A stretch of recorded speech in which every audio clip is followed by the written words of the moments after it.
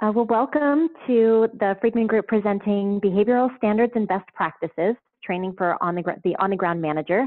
And I am Karen Berry, Senior Consultant with the Friedman Group. So there was a cool story on CNN this morning that was for retailers.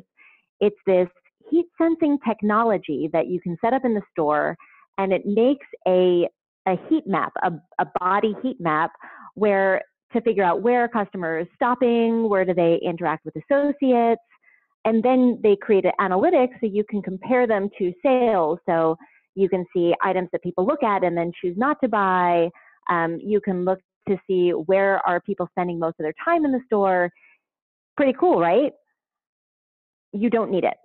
So stop looking for solutions to a problem you do not have.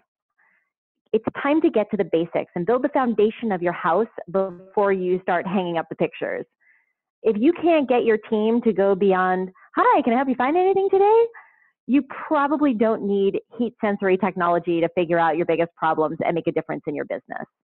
So we always start really with the world of customer service. So what is customer service? What does your store have in writing regarding customer service standards? Well, I know what happens when I ask people, what do you have in writing about customer service standard?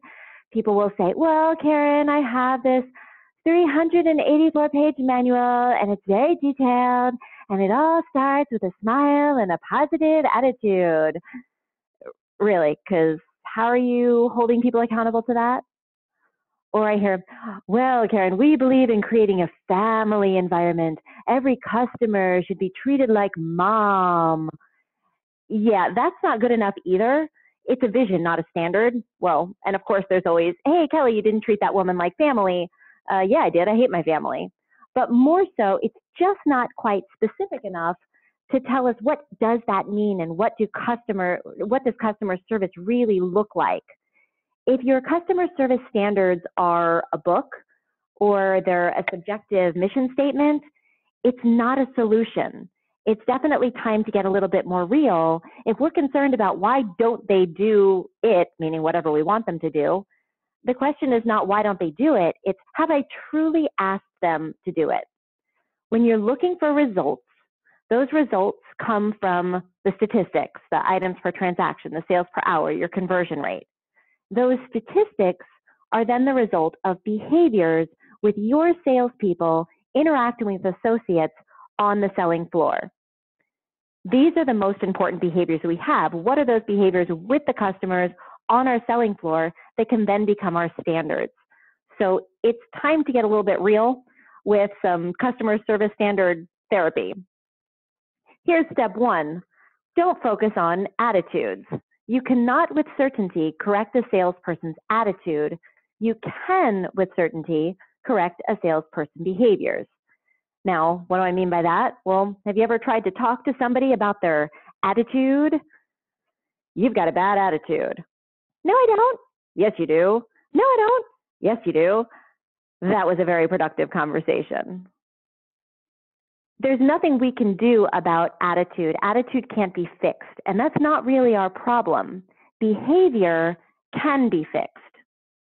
Part of that is discipline. It's creating a disciplined environment where they're actually doing the behaviors.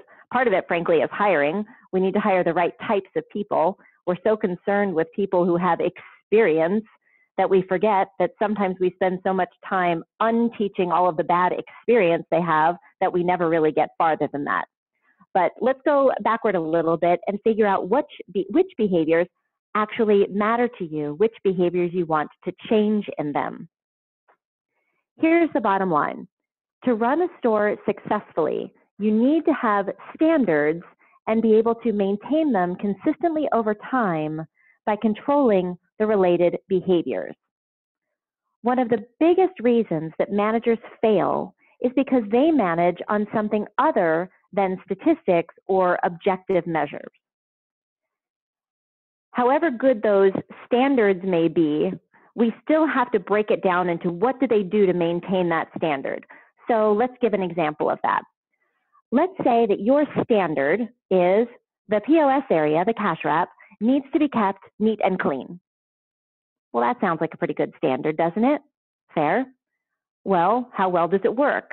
Is my idea of clean the same as yours?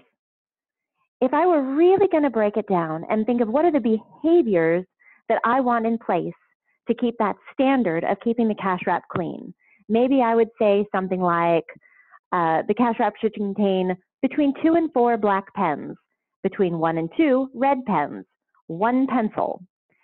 0 Post-it notes should ever be visible to the customer. There should be no scotch tape signs or handwritten signs. The counter should be cleaned every night at closing with multi-purpose cleaner and a paper towel. The screen should be wiped with a microfiber cloth in morning and night. So is this crazy? Is that too detailed? Well, if you say, yes, that's way too detailed, then you're very lucky because you've always had associates who keep the cash wrap area as neat and clean as you like it. As for me, and probably 99% of you, you're like, no, that's not too detailed. There are people who need it. There are people who need to know to dust the shelves from the top to the bottom so they don't drop dust on shelves they've already dusted. Yes, we need to be this specific for both operations and sales and have that in writing. This is what the first part of a solution truly looks like. Having it in writing is definitely step 1. So how can it still go wrong? You set good standards, they're in writing, and they're still not doing it. What's the problem? Well, we must have lazy people. We have unmotivated people. We have the wrong people. We have millennials. Oh, get over it. Not the issue just yet. In the most general terms, when a manager or a salesperson fails to meet an established standard or goal, beyond the do we have it in writing, there are usually 4 possible explanations.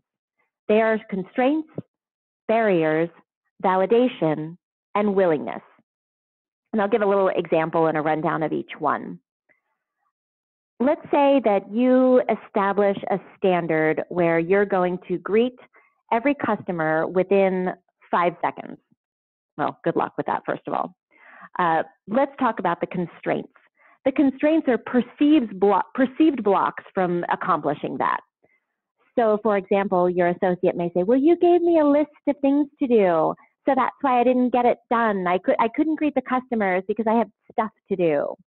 Well, you and I both know that if we give someone a list of things that they need to do, that doesn't mean that they shouldn't be greeting customers.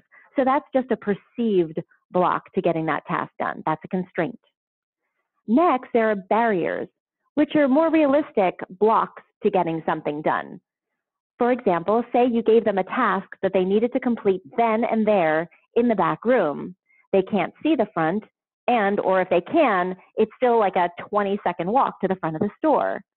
Can we really blame them at this point for not greeting customers within 5 seconds if it's a 20-second walk just to get to where they can see you? No, that's a barrier. Those are the things we need to look at as management or owners to see, are there any of these kinds of blocks in the way? Third is validation, and that's simply demonstrating that they can perform the behavior as taught. We live in a place where we're in a rush all the time, especially when it comes to teaching people things. Well, especially when we think it comes to teaching them things that they should already be able to figure out pretty easily. So we'll teach them something new, and we'll say, do you understand? And what do? The head bobbing syndrome, right? They're nodding, yes, I understand. Well, the cycle of training is not yet complete just because they say they get it. Now we need to take it a step further and say, okay, show me.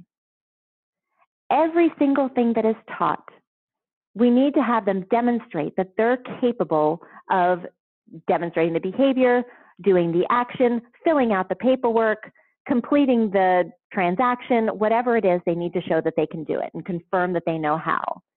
Now, if you've taken away the constraints by explaining them, if you've removed any potential barriers, they've proved they can do it as taught, and of course they have those standards clearly and firmly in writing, well then, and only then, might we say, well, maybe this is a question of willingness. Maybe we don't have the person who just wants to do it. And when I briefly mentioned hiring, that's one of those traits that cannot be taught. We need to have someone who is simply willing to do it.